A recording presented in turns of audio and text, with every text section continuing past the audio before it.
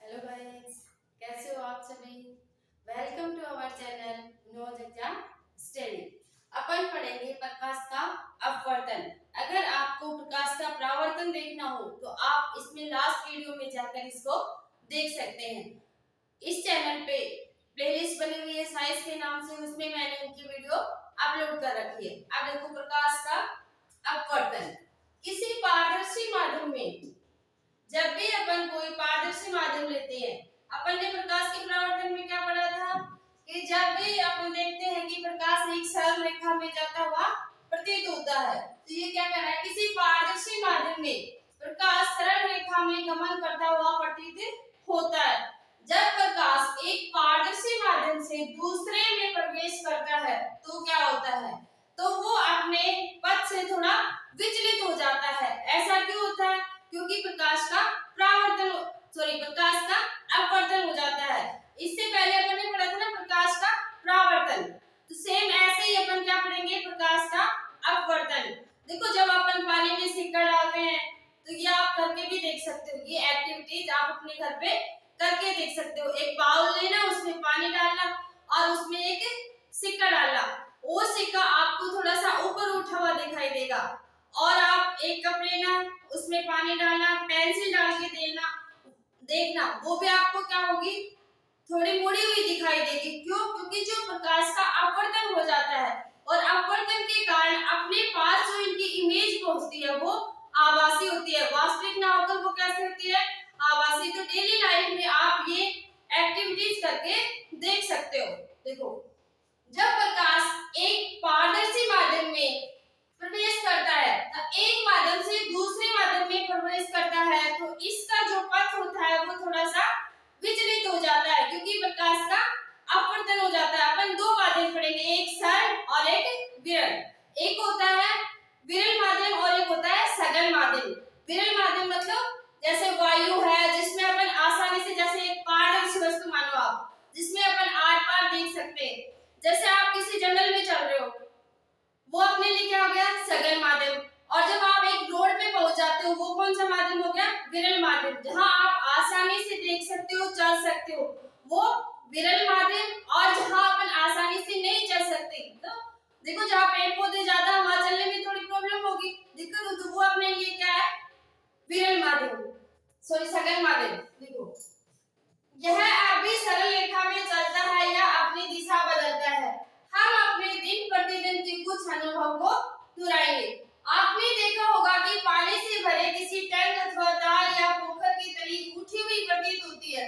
क्यों होती है? क्योंकि प्रकाश का क्या हो रहा है, अपवर्तन। ये डेली लाइफ की चीजें हैं जो आप देख सकते हो कि प्रकाश का अपवर्तन होने के पश्चात वो वस्तुएं आपको कैसी दिखाई देती हैं। इसी प्रकार जब कोई मोटा कांच का स्लैब किसी मुद्रित सामग्री पर रखा जाता है, तो कांच की स्लैब के ऊपर से देखने पर अक्षर उठे हुए प्रतीत होते हैं। ऐसा क्यों होता है? क्योंकि प्रकाश का अपवर्तन हो जाता है। आपने किसी कांच के बर्तन में रखे पानी में पेंसिल को आंशिक रूप से डूबे हुए देखा है? नहीं देखा है तो आप डुबो के देखना उसको, वो आपको मुड़ी हुई दिखाई देगी। वायु तथा पानी के अंतरपरस पर टेढ़ी प्रतीत होती है। आपने देखा होगा कि पानी से भरे किसी कांच के बर्तन में रखे नींबू पार्श्व से देखने पर अपने वास्तविक साइज से बड़े प्रतीत होती हैं। ये जो सारी घटनाएं अपन ने पढ़ी, वो सारी घटनाएं किसके कारण हो रही है, प्रकाश के अपवर्तन के कारण। हमारे पास उसकी वास्तविक इमेज जो प्रतिबिंब बन रहा है अपनी आंखों पे, प्रकाश का अपवर्तन होने पर वो वास्तविक ना होकर आभासी होता है, जिससे अपन को पानी में सिक्का उठा हुआ दिखाई देता है, पेंसिल मुड़ी हुई दिखाई देती है, जो नींबू की बात कर रहा है वो थोड़े से बड़े दिखाई दे रहे। ये सारी जो घटनाएं हो रही है वो प्रकाश के अपवर्तन के कारण होती है। पानी में आंशिक रूप से डूबी पेंसिल के मुड़े होने की घटना पर विचार करें। पेंसिल के पानी में डूबे भाग से आपके पास पहुंचने वाला प्रकाश पेंसिल के पानी से बाहर के भाग की तुलना में भिन्न दिशा से आता हुआ प्रतीत होता है। देखो दो माध्यम हो गए ना, ये इसमें पानी है, मान के चलो इसमें अपन ने क्या डाला, ये पेंसिल। आप ऐसे पेंसिल डालते हो इसके अंदर, तो ये अपन को ऐसे थोड़ी मुड़ी हुई दिखाई देती है।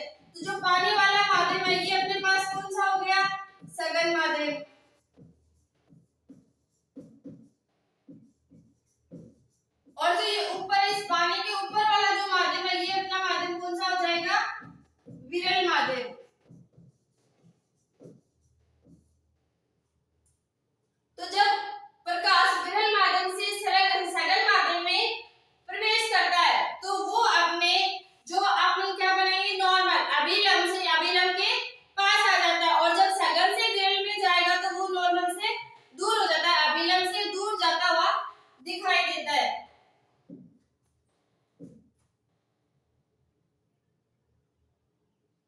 यदि अपन पानी के स्थान पर कोई अन्य द्रव जैसे केरोसिन या टारपीन का तेल प्रयोग करें तब भी पेंसिल उतनी ही मुड़ी हुई दिखाई देगी। यदि हम कांच के स्लैब को पारदर्शी प्लास्टिक के स्लैब से प्रतिस्थापित कर दें क्या तब भी अक्सर उसी ऊंचाई तक उठे हुए दिखाई देंगे। देखो पारदर्शी माध्यम में आप देख सकते हो, लेकिन जब आप प्लास्टिक का माध्यम लेंगे तो उसमें वो अपन को दिखाई नहीं देगी क्योंकि उसमें प्रकाश का अपवर्तन नहीं होता है।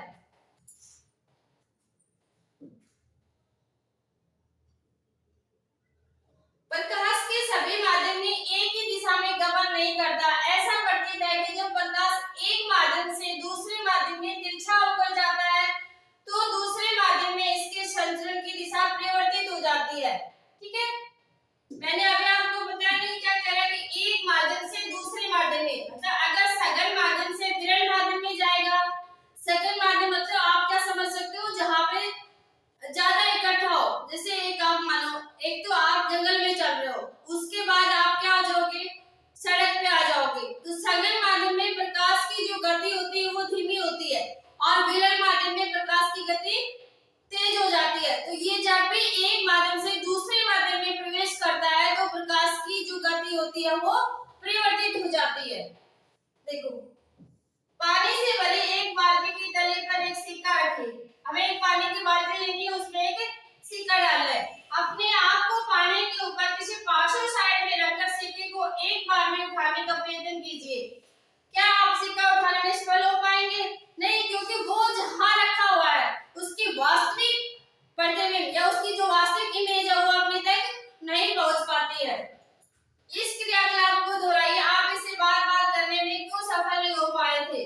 क्योंकि प्रकाश के अपवर्तन के कारण जो उसका प्रतिबिंब बन रहा था अपनी आंखों पे, उसको हम सही से जिस स्थान पे वो रखा हुआ था उसकी वास्तविक स्थिति वहां न होकर दूसरी जगह अपन को दिखाई दे रही थी, इसलिए अपन उसको नहीं उठा पा रहे थे।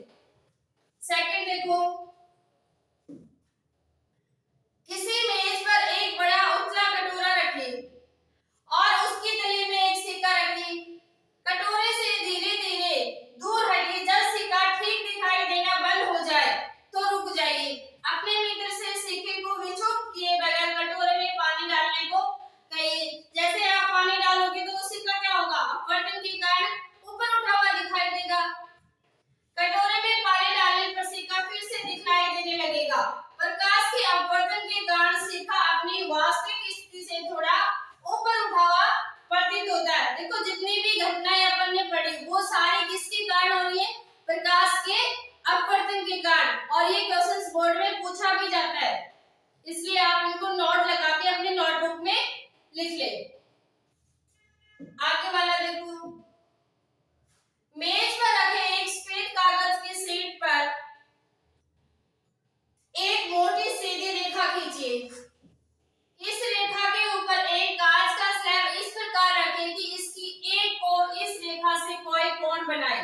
मतलब अपन जैसे ये रेखा खींची, इसके ऊपर स्लैब को इस तरह से रखना है, तो ये क्या बना दिया, कोण बना दिया। ये अपने पास क्या है, ये कांच का स्लैब है। इस तरह से अपन इसके साथ क्या खींचेंगे, एक नॉर्मल, क्योंकि ये जो किरण आ रही है ये अपनी कौन सी हो जाएगी, आपतित किरण।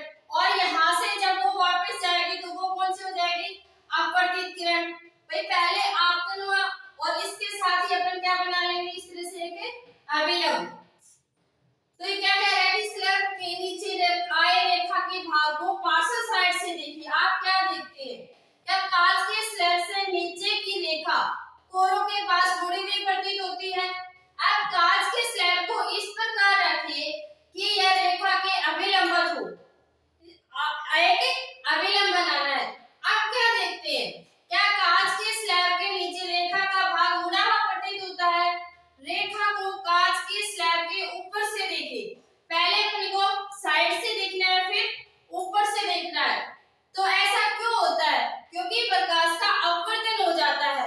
कांच का स्लैब क्या हो जाएगा, सघन माध्यम।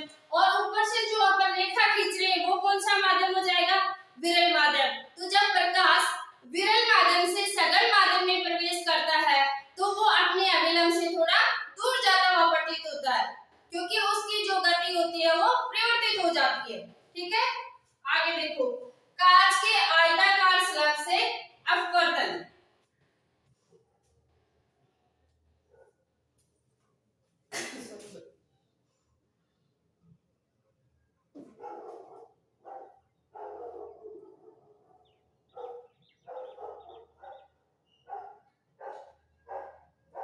ये अपन एक डायग्राम से समझेंगे। देखो,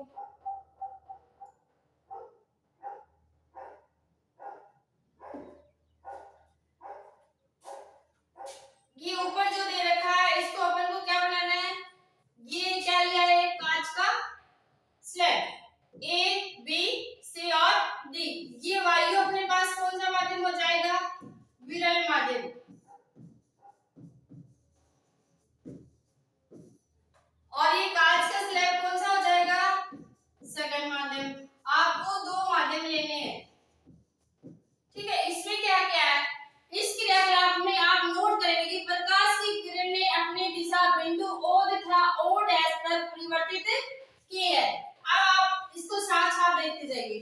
O, ये अपने पास क्या है, एक रेखा खींची है, ये बिंदु O है और ये O डैश। यहां से अपन ने E से लेकर, ये वाली जो रेखा आपको दिखाई दे रही है, E से लेकर R तक, ये कौन सी थी अपनी आपतित किरण। देखो, दोनों बिंदु O तथा O डैश दोनों पारदर्शी माध्यम को पृथक करने वाले पृष्ठों पर स्थित है। AB के बिंदु O पर एक अभिलंब N डैश खींचिए। ये अपने पास क्या है, AB, इसके बिंदु O पर अपन को क्या खींचना है, अभिलंब। ये जो डॉट डॉट आपको दिखाई दे रहा है, N और N डैश। उसके बाद ये क्या बोल रहा है कि दूसरा अभिलंब M तथा N डैश, ये वाला, ये M हो गया और ये N डैश। CD के बिंदु O पर O डैश पे खींचिए, ये CD और ये अपना AB। बिंदु O पर प्रकाश किरण विरल माध्यम से सघन माध्यम में अर्थात वायु से कांच में प्रवेश करती है। ये वाला विरल माध्यम और नीचे वाला सघन माध्यम। तो बिंदु O पर, ये बिंदु अपना क्या है O, इसमें क्या होता है, जो प्रकाश की किरण है वो विरल माध्यम से सघन माध्यम में प्रवेश कर रही है। नोट कीजिए कि प्रकाश किरण अभिलंब की ओर झुक जाती है। क्यों, क्योंकि आपने पढ़ा था जब प्रकाश विरल माध्यम से सघन माध्यम की ओर आएगा तो उसकी गति परिवर्तित हो जाएगी, तो उसकी जो गति थी वो चेंज हो जाएगी। अपन देखो, एक तो सड़क पे तेज चल सकते हैं और जब विरल सघन माध्यम में आते हैं, किसी जंगल में फंस जाते हो या ऐसे रोड पे फंस जाते हो जहां बहुत सारी घास उगी हुई है, तो आपकी गति भी क्या होती है, ऑटोमेटिकली कम हो जाती है। सेम इसी तरह जब प्रकाश विरल माध्यम से सघन माध्यम में आता है तो उसकी जो गति होती है वो कम हो जाती है और वो अभिलंब की ओर झुक जाता है। लेकिन जब वो सघन माध्यम से विरल माध्यम में जाता है तो उसकी गति चेंज हो जाती है और वो अपने अभिलंब से दूर चला जाता है। इस एक्टिविटीज के अंदर या इस क्रियाकलाप में आपको यही समझाया गया है। अब डायग्राम से देखो, ए और बी, इसमें अपन ने एक आपतित किरण लिया है, किरण E N। इसमें जो किरण आई, इसके साथ ए और बी पर ये वायु अपने पास क्या है, विरल माध्यम और ये क्या है, सघन माध्यम। और जब प्रकाश की किरण विरल माध्यम से सघन माध्यम में प्रवेश करती है तो वो अभिलंब की ओर झुकी हुई दिखाई देती है। ये अपने पास क्या है, अभिलंब। और ये नॉर्मली यहाँ से जाती है ना, जो डॉट डॉट दिखाई दे रही है, लेकिन ये देखो अपने अभिलंब की ओर झुक जाती है। और इसके बीच में जो कोण बना उसको अपन क्या लिखेंगे, R1। अब O डैश पर प्रकाश की ने कांच से वायु में अर्थात सघन माध्यम से विरल माध्यम में प्रवेश किया। ये सघन माध्यम और ये विरल माध्यम। तो प्रकाश की किरण अभिलंब से दूर मुड़ जाती है, क्योंकि जब सघन से विरल में जाएगी तो प्रकाश की गति बदल जाएगी, तो प्रकाश की गति तेज हो जाएगी, तो वो अपने अभिलंब से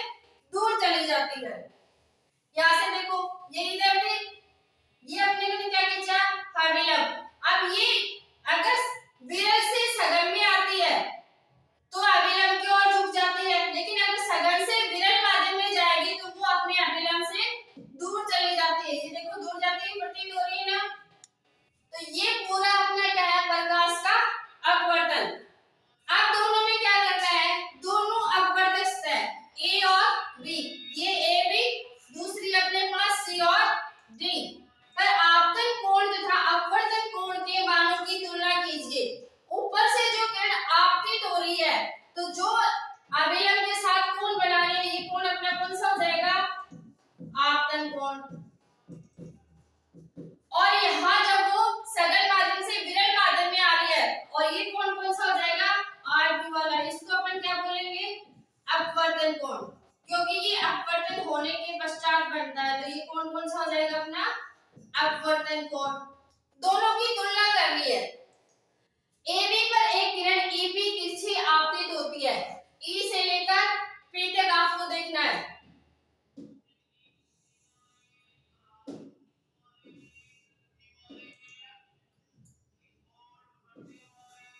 ये देखो,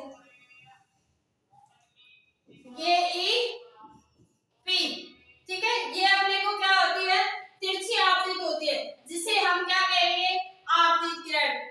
O से O डैश पर, O से O डैश पर किरण, ये O बिंदु अपना और ये वो डैश पर, इसमें जो किरण होती है वो अपवर्तित किरण है, तथा O डैश तथा OH निर्गीत कोण है।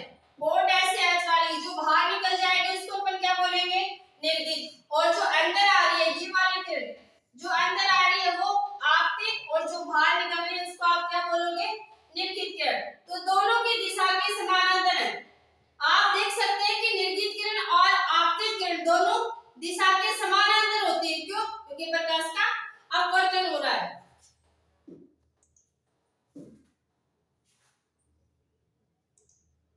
आयताकार कांच के स्लैब के विपरीत फलकों AB, वायु कांच अग्रपृष्ठ तथा CD पर प्रकाश किरण के मुड़ने का परिणाम समान तथा विपरीत है। इसी कारण निर्गीत किरण आपतित किरण के समानांतर है।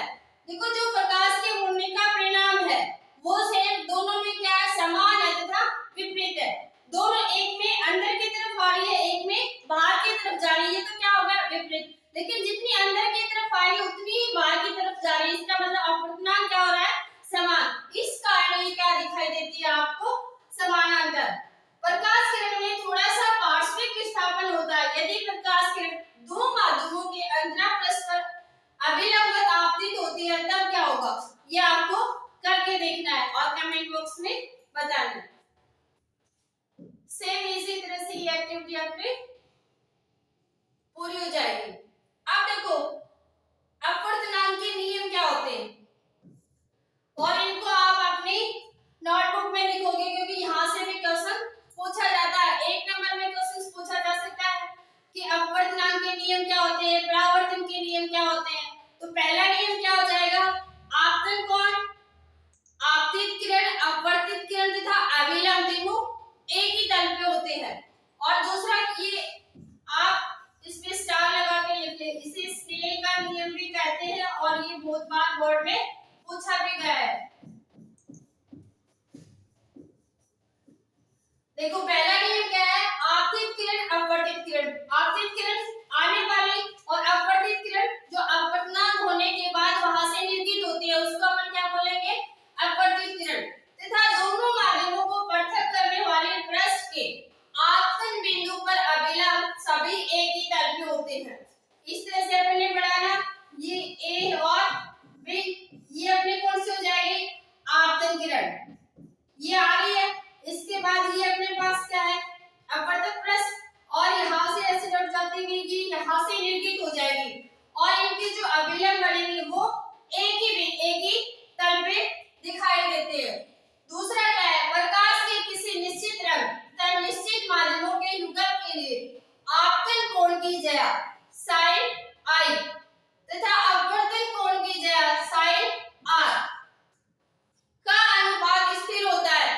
इस नियम को स्नेल का अपवर्तन का नियम भी कहते हैं। इसमें स्टार लगा लेना, ये इंपॉर्टेंट क्वेश्चन है। यहाँ से कई बार वन वर्ड में एक नंबर में ही क्वेश्चन पूछा जाता है कि स्नेल का नियम क्या होता है। तो आप क्या लिखोगे, sin I बटे sin R इज इक्वल स्थिरांक। इनके जो कोण की जया का अनुपात होता है वो स्थिर होता है और इसी नियम को हम स्नेल के अपवर्तन का नियम भी कहते हैं। यह कोण 0 डिग्री, I और 90 डिग्री के लिए सत्य। यदि I आपतन कोण है तो R क्या हो जाएगा, परावर्तन कोण। I क्या है अपने लिए, आपतन कोण,